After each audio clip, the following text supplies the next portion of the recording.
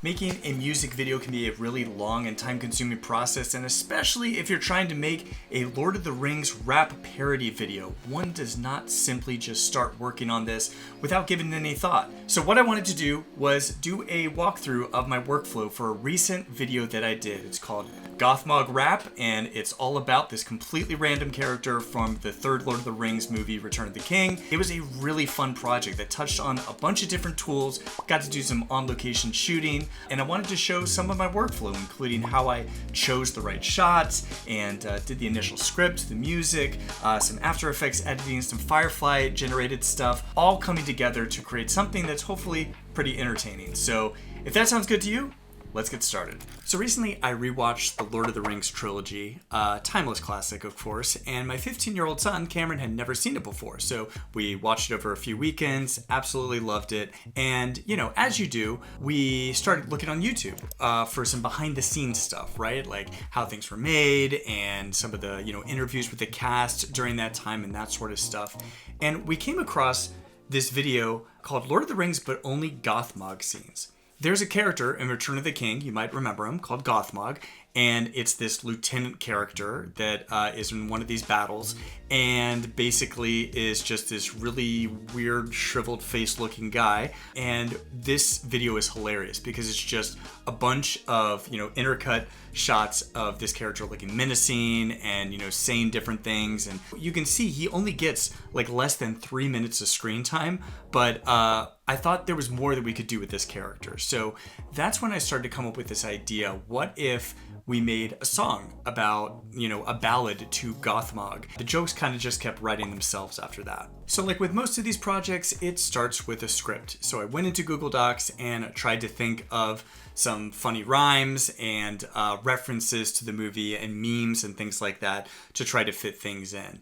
And you notice like I wrote out certain things like how to pronounce Minas Tirith because I knew Tolkien fan 492 was going to get really upset if I mispronounced that stuff. So I looked up and did a little bit of research as well online. But this is where it all started. And then this also gave ideas for, oh, I might need to bring in this footage from the film or this meme image, or here's an idea of something I could say or do at this particular scene. So this was kind of the basis that everything else went on top of. So this probably took, 2-3 hours probably to put together, but time well spent, I think, in the end, because this kind of was the catalyst for everything else. Next up is the audio recording, and this is not going to be an in-depth music recording and mixing tutorial. There are way better tutorials out there by people who are way better at this stuff than me. I am seriously just stumbling my way around here in GarageBand, but I recorded the vocals. Those were done with a Shure SM58 with a pop filter here, and then a lot of the synth sounds were done with a Nord Electro 6D, and filling in the blanks with some other stuff there. But overall, I'm kind of just figuring this stuff out, and I've never been good at this kind of stuff, so this is the type of thing that I've turned to asking AI about and say, hi, I've got strings and bass and vocals, like how should I mix this and make it sound good? And it will give insights and direct things that I can try out, and I can see and listen how it feels and sounds, and then edit from there. But this was really fun. I enjoy this part of the process, and yeah, I think it turned out pretty well. Okay, now this is not shot on location in New Zealand like the films, but I did the best that I could, which was the East Bay in the San Francisco Bay Area in California. And we're lucky that there's a lot of really cool parks out there with a lot of nice hills and views. And so I had to hike about a mile and a half to get up to the top of one of these hills that has a really beautiful view. And that felt really epic and majestic. I knew that's where I wanted to film most of this.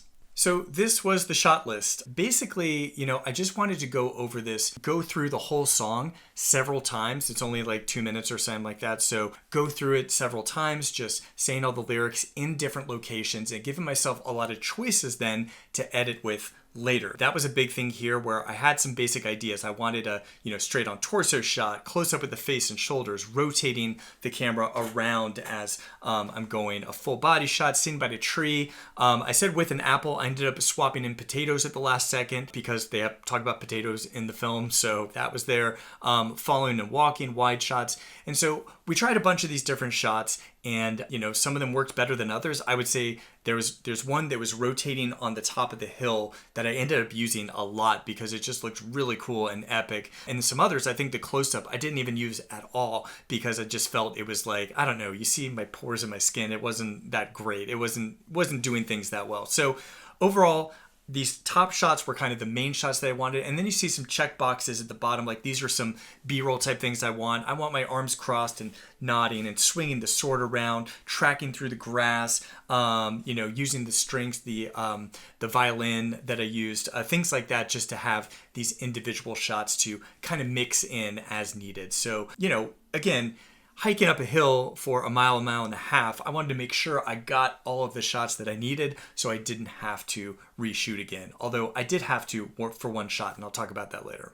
Now, to do this properly, had to hire a cinematographer, so I used my 15-year-old son, and it cost me $20 in a Slurpee. Highly recommended, worked great. But no, he really likes this stuff. It was a fun process. It was a good experience together, and got a lot of great shots that way. So like I said, we took a bunch of different shots in a ton of different locations, and even though I had those initial ideas, like the sitting by the tree you can see here, the wide shot, swinging the sword, all that sort of stuff, we ended up trying a bunch of things when we saw cool stuff. Like, oh, there's this rock here that looks neat, or there were these trees that we were walking through. And so we kind of improvised and just shot as much as we possibly could, so without getting exhausted. So while we still had the light, we just tried a bunch of different angles, a bunch of different places, and just went through it, I think 12 to 15 different times, basically going through the song and trying different things. And yeah, it overall worked out pretty well. Now, of course, to sell the effect, had to get the medieval costume, the cape, got this plastic sword that was called TV steel or something like that. It was supposed to look good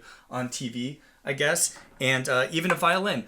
I don't play violin, but I knew I had to have it for those few shots where it goes dun dun dun dun dun, and I just needed it. And I was almost thinking of can I fake this with AI, but it felt better to do as a practical effect. And that shot actually is the one that I had to reshoot. So this didn't arrive until a day after we did the initial shoot up the hill. So I found another place, these trees by a little river near our house, and just shot this extra thing. I got up really early one morning, I think like 7 a.m. or something like that, to go shoot this and add it in as last minute thing. But costumes and props, it's a necessary expense to do this sort of thing, right? And now I have a violin. I'm going to find more excuses to use this, I'm sure. But for those 2 seconds, it was totally worth it.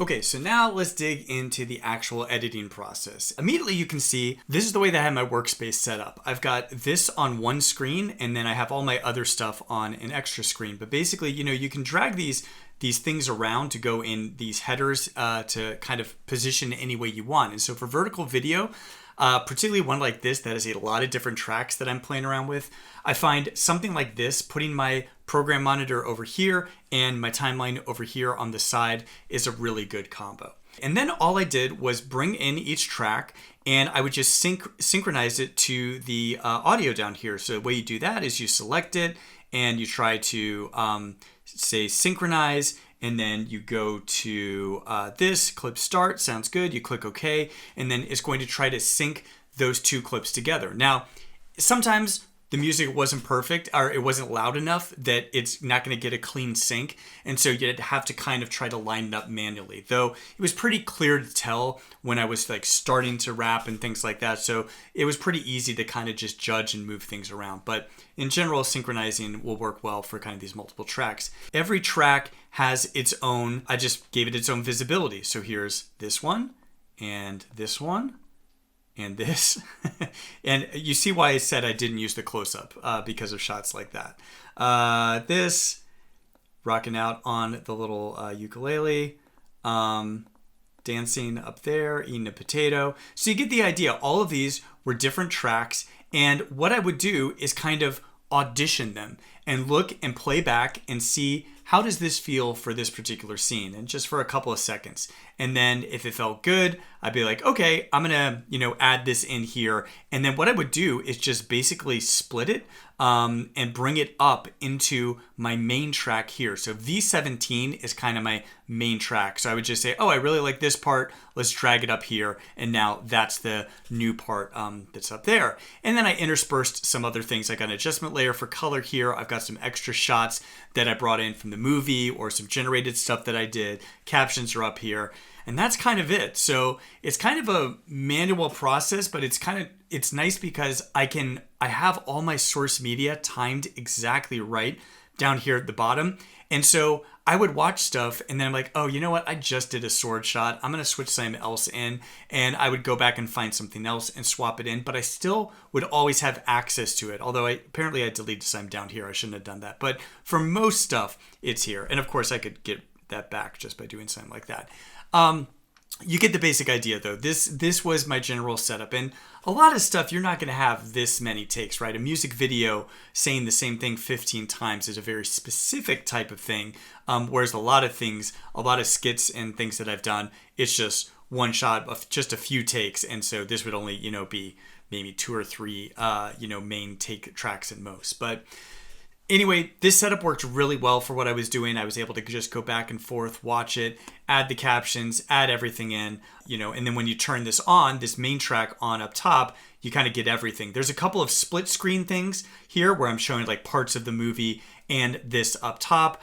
So I would do a little bit of repositioning of clips and cropping them. And I specifically tried to keep this right below the crop below where the captions were to make that a little easier and more consistent as well. Again, just to mix things up and keep things interesting and try a few different ideas. When I brought in some movie footage, I would always kind of letterbox it to make it have that kind of letterboxed movie feel. But again, that was kind of an artistic choice.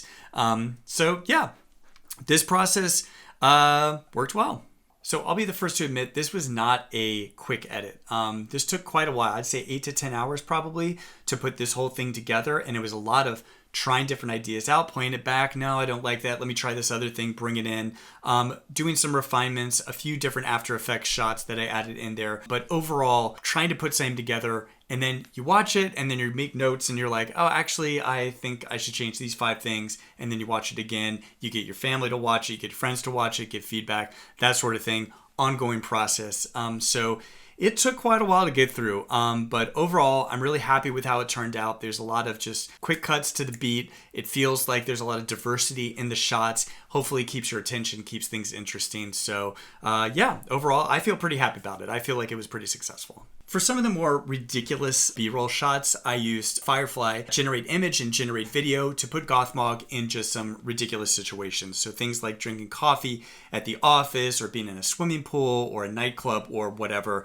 And this was a really fun kind of experiment too. It was meant to be complimentary, right? It was meant to be B-roll shots, so I would say 90+% of the video is the real stuff and scenes from the movies, but this was just to kind of sell those specific jokes and throw things in and be just kind of a, funny visual gag of Gothmog in these weird situations. So as you can see, I started with kind of a general image of Gothmog that put together, and then put that into Firefly edit image and would tell to put this character as a reference in various scenes. Put him in a swimming pool, put him sitting down at a restaurant, whatever the case was. And then I would use that as a start frame for various videos. And as you can see, it took a lot of tries. I was trying a lot of different angles with the pool, or I tried some shots that you see didn't make it into the final cut because they didn't feel like they fit or they were a little too weird. But overall, I like how things ended up, and it's just kind of funny. He's just a weird looking dude, right? And so it's just funny to see him in these various strange situations. Okay, so those shots were very clearly generated, right? But then there was another part where I did an AI shot, and it might be something you didn't even notice and hopefully missed and felt like it was real. And that's this shot where we've got the Gothmog Lego minifig showing up and rotating in a hand. Now, Gothmog does have a minifig. This is actually a real thing, but he's in this particular set, which is, as you can see, a $460 set that I'd have to get. And I ran out on my budget for the crappy violin and sword and medieval costume. So I said, I can't possibly justify this. Not yet. Maybe if it gets like a bunch of views, I'll actually get it. But for now, I was like, well, what could I do instead? So what I was able to do was I took a picture of my son's Lego shelf that he has in his room. So that's actually real. It's got Ninjago and One Piece and some Marvel stuff in there. And then a shot of the minifig, and then use them as reference images for generating an image together of I have hand holding it between the fingers. And then that is what I used as a start frame to render out the final video. So there might be instances like this in your own videos where you want a particular shot and you do want it to seem realistic and not overly generated looking, right? And you can do stuff like this to kind of be some extra B-roll to, sell a particular point. And I think it worked really well. Probably, I would hope that if I didn't call it out, you didn't notice. Let me know if you did or not, but I think it works really well for fitting in, this 1 second or 2 second shot that's in the video. I did a few extra things in my office. You can see it is, I have this green screen curtain that I've got in covering my closet that I use a lot. Got this light that I was using for a few things. Just an absolute mess of a room. If I'm in the middle of a project in my room, you're going to be tripping over random things like a violin and a sword and wires and whatever. That's just how the process goes, right? This was it. This is where it was happening right here in this room. And that green screen blanket, that's been something that has just paid in dividends because I use it all the freaking time, right? It's just really helpful to have a green screen ready to go when I need it. I don't have to take anything out. I don't have to go anywhere. One room isn't, painted green or something like that. I can move it out of the way with the curtain rod if I need to. So having something like this, I feel like makes me more likely to want to do green screen type of footage. So if you have a place for it, maybe it's stuck in a garage, maybe it's in your office, maybe it's same off camera, I highly recommend doing something like this because I think it just gives you that as one extra option that you have right at your disposal, and you're like, oh, this actually doesn't take too much setup to do. So what was the green screen used for? Well, a few shots. One of them was this decapitated head shot. I'm now in Adobe After Effects. Any kind of visual effects work, that sort of stuff that involves, heavy keyframing or stuff, I'm going to do inside Adobe After Effects.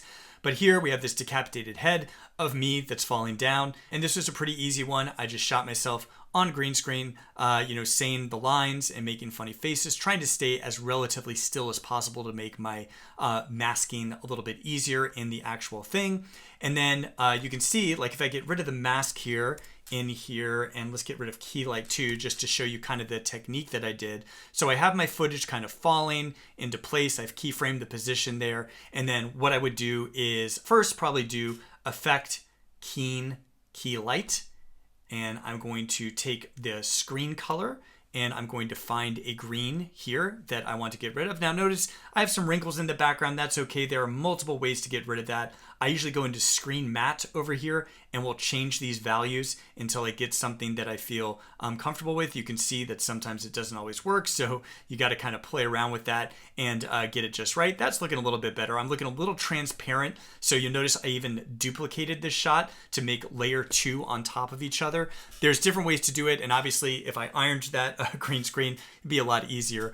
So you get the basic idea there. And then I just added a mask. So with that, I would just go to the pen tool here and I would just go around it and say, okay, I'm going to make this a little bit more jagged here where the head would have gotten cut off and something like that. And then it's only going to be the head now that's falling and moving. And I might have to adjust it. You can see the collar kind of showing up there in general, but that's a really easy way to do this kind of shot stuff. So if I wanted to, for example, composite myself into other scenes from the movies or stuff like that, I could do things like, this exact same technique, and it works pretty well. So I hope that's helpful. If you have any questions about anything I touched on here, I know I didn't go into full detail about every single aspect of the process. This was more of an overview. Any specific questions, please leave them in the comments below. I'll be happy to answer them as best I can. But thank you so much for watching and have fun.